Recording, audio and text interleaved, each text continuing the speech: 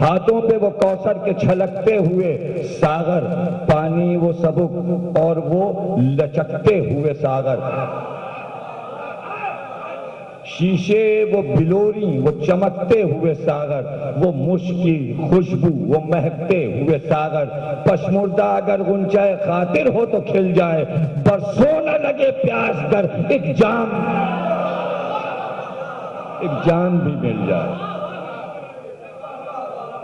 اب یہ بند میں کیسے پڑھوں پتہ نہیں میر انیس نے کیسے پڑھا تھا، اور اس بند کو پڑھنے سے پہلے ذرا سی تشریح کر دوں۔ پہلے زمانے میں مسافر جب چلتے تھے تو راستے میں اچھے اچھے درخت ڈھونڈتے تھے تیز دھوپ میں، کہ سستانے کے لیے، ریسٹ لینے کے لیے کسی چھتنار گھنے درخت کے نیچے بیٹھ جائیں، اور ایسے میں کوئی گاؤں کا آدمی باہر نکل آئے، مسافر کو درخت کے نیچے بیٹھا ہوا دیکھے تو سمجھ جاتا تھا یہ تھکا ہوا مسافر ہے، تو لوگ کہتے تھے اٹھو آؤ ہمارے گھر آ جاؤ، ہم تم کو پانی پلائیں، کھانا کھلائیں، درخت کے نیچے سے اٹھ کر ہمارے پاس آؤ۔ منظر نگاہوں میں آ گیا نا آپ کے؟ ہور بھی تو تھکا ہوا ہے، منزل بہت دور تھی لیکن جلدی پہنچا، تھکا ہوا ہور مسافر کا نقشہ آپ کی نگاہ میں ہے، اور حوریں جنت کی گھیرے ہوئے آ گیا ہے نا جنت میں حور۔ اب کیا میر انیس نے یہ بند لکھا ہے اور کس کلیجے سے لکھا ہے کہ وہ حوریں جو گھیرے ہوئے ہیں ان کے ہاتھوں میں کوثر کے جام کے ساتھ جام ہیں، اور وہ حور سے کچھ باتیں کر رہی ہیں۔ اب دیکھیے گا میری طرف، وہ نرگسی آنکھیں حوریں، وہ نرگسی آنکھیں، وہ ان آنکھوں کے اشارے، پڑھ دیا یا نہیں پڑھا میں نے؟ ابھی بند آپ کے سمجھ میں نہیں آئے گا۔ وہ نرگسی آنکھیں، وہ ان آنکھوں کے اشارے، اٹھ سایہ طوبہ سے چل اب گھر میں ہمارے۔ دیکھیں اشاروں پہ لوگ کانپ گئے ہوں گے۔ اٹھ سایہ طوبہ سے، طوبہ کے درخت کے نیچے آ کے حور بیٹھ گیا۔ اب وہاں تو قصور ہیں، حوروں کے محل بھی ہیں۔ اٹھ سایہ طوبہ سے چل اب گھر میں ہمارے، دیکھ اس طرف، دیکھ اس طرف، اے حضرت شبیر کے پیارے، ساما ہے مہیا تیرے آرام کے سارے، سیراب ہو گر میں سے اگر تشنہ دہن ہے، وہ کوثر و تسنیم ہے یہ نہر لبن، وہ کوثر و تسنیم ہے۔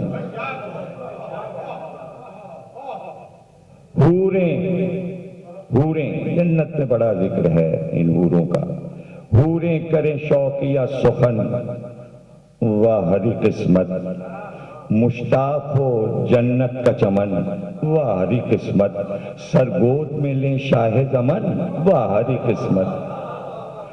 اب چوتھا مصرع کیا قیامت دیا، سرگود میں لیں شاہ زمن، واہ ہری قسمت، بھائی کہیں حضرت کی بہن، واہ ہری قسمت،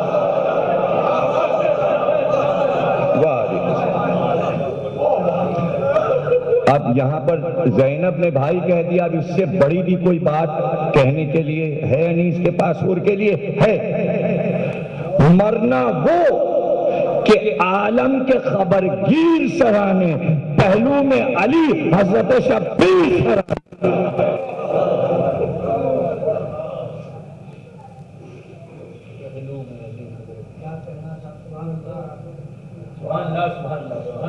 جب دے چکے سب غیر عزیزوں کی طرح سر، یہ 3-4 بند ہمیں نکالنے ہیں رخصت کے، دائرے کے رخصت میں تھوڑے سے ہلکے سے مسائب آتے ہیں، لیکن آگے بڑھنا ہے، ہمیں بچوں کی لڑائی پڑھنی ہے۔ دعا کیجیے میرے یہ کہ میں پڑھ دوں جب دے چکے سب غیر عزیزوں کی طرح سر، بھیجا ہوئے دو ایلچی شاہ کے دل بر، مرنے پہ کمر باندھتے تھے قاسم بے پر، کہتی تھی جھکائے ہوئے سر شاہ کی خار، ہے سخت عجب دونوں کی دانائی سے مجھ کو، ان بیٹوں نے محجوب کیا بھائی سے مجھ کو۔ یہ ذکر تھا نوشاہ جو روتے ہوئے آئے، مادر نے جو پوچھا تو سخن لب پہ یہ لائے، اب جاتے ہیں لڑنے کو پھوپھی جان کے جائے، ان بھائیوں سے پہلے نہ ہم خون میں نہائے، اب بھی ہمیں پیغام اجل آ نہیں جاتا، یوں روتے ہیں شبیر کے دیکھا نہیں جاتا۔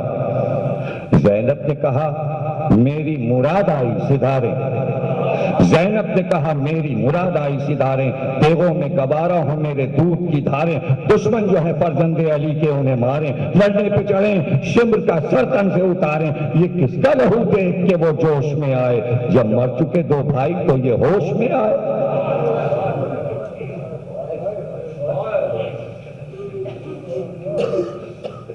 اب وہ پورا بیان ہے حضرت زینب کا۔ کوشش یہ ہے کہ اون محمد جلدی جائیں، اور یہ بن میر انیس نے حضرت اون محمد کے جو مرثیے لکھے، تو میر انیس کے ایک دوست تھے میر سلامت علی، تو انہوں نے کہا کہ میں آپ کے وہ تمام مرثیے جمع کر رہا ہوں کہ جو آپ نے حضرت اون محمد کے حال کے لکھے ہیں۔ کچھ دنوں کے بعد میر انیس نے ان سے پوچھا میر صاحب کتنے مرثیے آپ نے ہمارے اون محمد کے حال کے جمع کر لیے؟ انہوں نے کہا اب تک تو میں 200 مرثیے جمع کر چکا ہوں۔ تو انہوں نے کہا خدا کی قسم، میر انیس نے کہا خدا کی قسم، فیض آباد سے لے کر لکھنؤ تک میر انیس کو خود یہ یاد نہیں کہ کتنے مرثیے میں اون محمد کے کہہ چکا ہوں۔ اور وہ زور اون محمد کے مرثیے میں شاعری کا ہے کہ ہر مرثیہ اپنے رنگ میں جدا ہے۔ یہ ایک مرثیہ میں نے جو انتخاب کیا ہے یہ میر انیس کی جوانی کا نہیں ہے، بالکل آخر عمر کا ہے، جب میر انیس تقریباً 70 برس کے ہو چکے ہیں، تو بڑے مشق کا مرثیہ ہے، اس لیے بہت شاہکار مرثیوں میں اس کا شمار ہے۔ حضرت زینب فرما رہی ہیں جو مرد ہیں پہلے وہی مر جاتے ہیں پیارو، آزردہ تھی پر خیر خوشی اب ہوں سدھارو، صدقے گئی الجھی ہوئی زلفوں کو سنوارو، واری یہ تمنا ہے کہ سر ماموں پہ بارو، سر دے کے جسے پاتے ہیں یہ راہ وہ راہ یہی ہے، صدقے گئی شادی ہے یہی، بیاہ یہی ہے۔ پوشاک بدل کر جو سجے جنگ کے ہتھیار، گل تھا کہ چلے شاہ کی ہمشیر کے دلدار، مجرے کو جھکے ماں کے جو وہ آئینہ رخسار، سینے میں تڑپنے لگا زینب کا دل زار، فرمایا ادا سر سے کرو حق شہیدی کا، لو جاؤ مبارک ہو سفر خلد بری کا۔ اور کہاں دنیا میں زیغم زیدی صاحب کربلا کے علاوہ، چونکہ آج کل میں مسلسل میٹرو ٹی وی پہ روزانہ 1 گھنٹے لیکچر دے رہا ہوں کربلا کے رموز اور